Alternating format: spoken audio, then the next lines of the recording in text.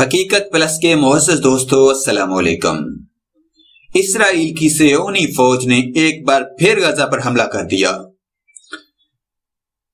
مزید ڈسکس کرنے سے پہلے آپ سے گزارش ہے چینل کو سبسکرائب کر کے بیل کے نشان کو دبا دیجئے۔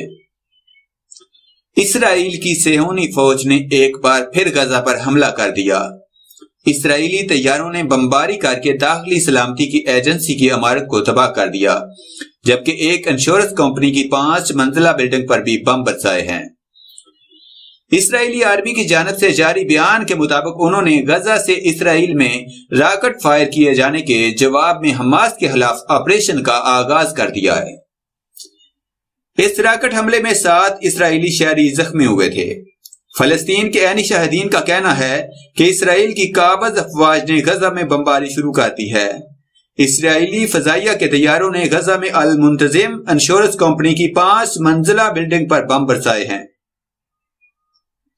علاوہ ازیں اسرائیلی فضائیہ نے غزہ میں اندرونی سیکیورٹی کے زیر استعمال بلڈنگ کو بمباری کر کے تباہ کر دیا ہے۔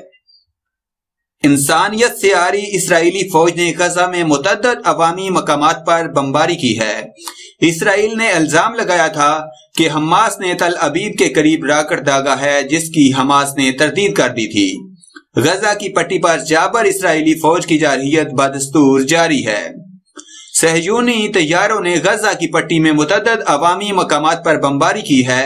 بمباری کے نتیجے میں کئی عمارتیں تباہ ہو گئی ہیں۔ فلسطین کی وزارت صحت کی جانب سے متعدد شہادتوں کا خدشہ ظاہر کیا جا رہا ہے۔ اسرائیل نے الزام لگایا تھا کہ حماس نے تل ابیب کے قریب راکٹ داغا ہے، جس کے نتیجے میں 7 اسرائیلی زخمی ہوئے ہیں، جبکہ حماس نے واضح الفاظ میں اسرائیلی دعووں کی تردید کی تھی۔